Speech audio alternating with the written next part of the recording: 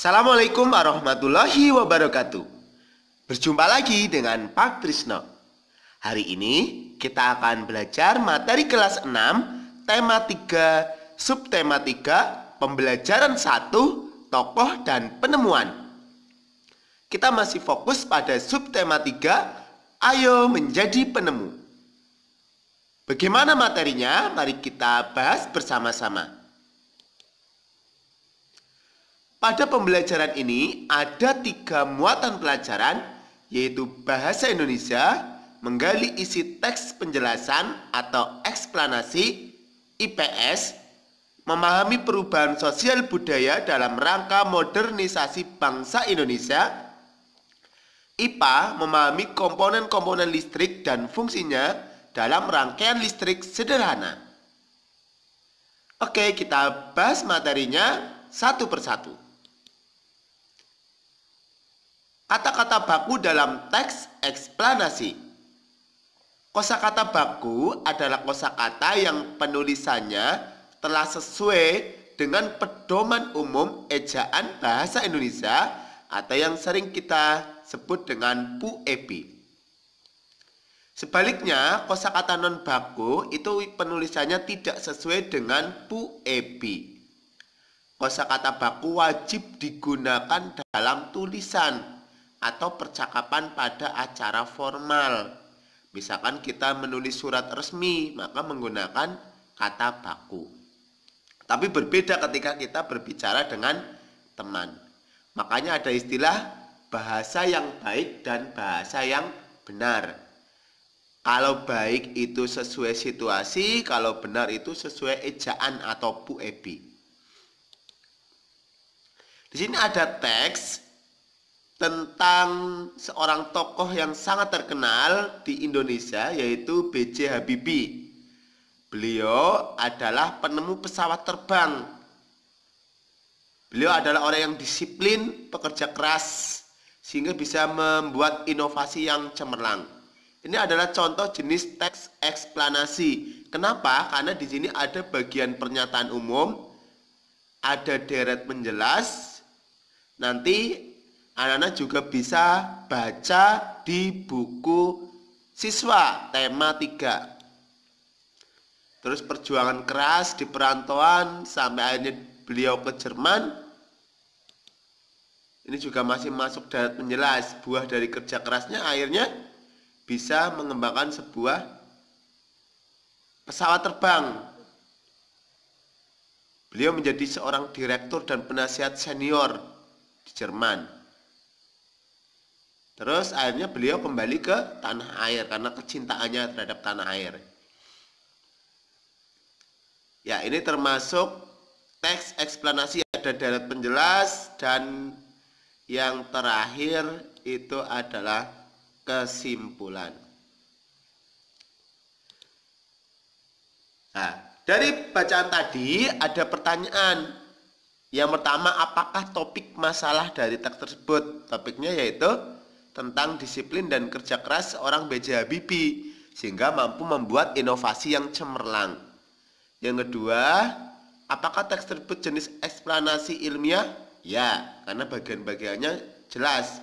Ada pernyataan umum, deret penjelas, dan kesimpulan. Lalu juga hubungannya dengan teknologi.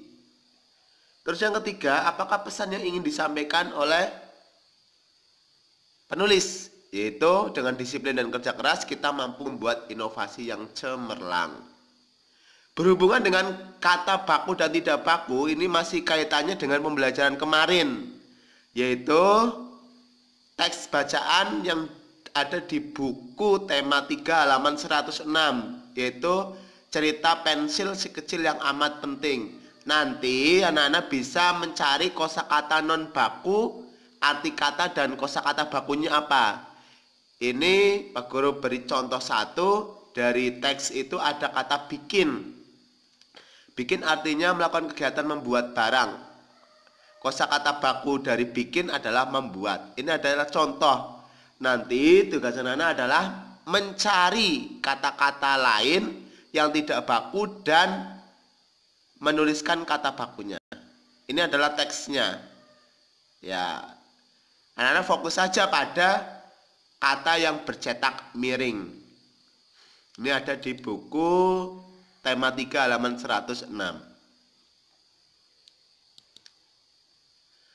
Baik, ini tentang peran teknologi dalam perubahan masyarakat. Kita tahu bahwa dengan adanya alat transportasi, alat distribusi yaitu penyaluran barang, ini dari pabrik terus disalurkan pakai truk kontainer, nanti ke toko besar ya, pengepul, nanti ada yang ke swalayan, ada yang ke pasar.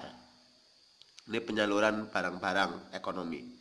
Karena kegiatan ekonomi ada 3, yaitu kegiatan produksi, terus distribusi dan konsumsi. Nah, diskusikan pertanyaan berikut. Bagaimana pengaruh alat transportasi modern terhadap penyebaran barang-barang hasil produksi? Apa yang akan terjadi pada kehidupan masyarakat jika tidak terdapat beragam alat transportasi modern? Ya. Ini contoh. Beragam hasil produksi kan ada pertanian, perikanan, industri. Kehidupan masyarakat ada alat transportasi ya jelas pengangkutannya lebih mudah. Dengan adanya variasi alat transportasi ini juga sangat memudahkan ketika kita tinggal di kepulauan, daerah yang dekat dengan laut, ya pastinya alat transportasi yang paling efektif digunakan adalah perahu. Ya, kalau tidak ada alat transportasi, pengangkutannya jelas terhambat sehingga barang yang dibutuhkan oleh konsumen akan lama sampainya. Selanjutnya rangkaian listrik dan seri dan paralel ini ya. Tugas kita di sini kita membahas tentang persamaan dan perbedaan. Perbedaan rangkaian seri dan paralel. Yang pertama, rangkaian seri dipasang secara berurutan. Jika salah satu lampu padam, lampu lainnya ikut padam. Ini rangkaian seri. Contohnya ada pada lampu senter. Terus rangkaian paralel dipasang secara bercabang. Jika salah satu lampu padam, lampu lainnya tetap menyala. Ini perbedaan rangkaian seri dan paralel. Lalu apa persamaannya? Ini yang pertama, daya dan arus listrik yang dibutuhkan sama besar. Yang kedua, jenis rangkaian dapat digunakan secara bersama-sama. Yang ketiga, kedua jenis rangkaian memiliki kesamaan hambatan. Ya.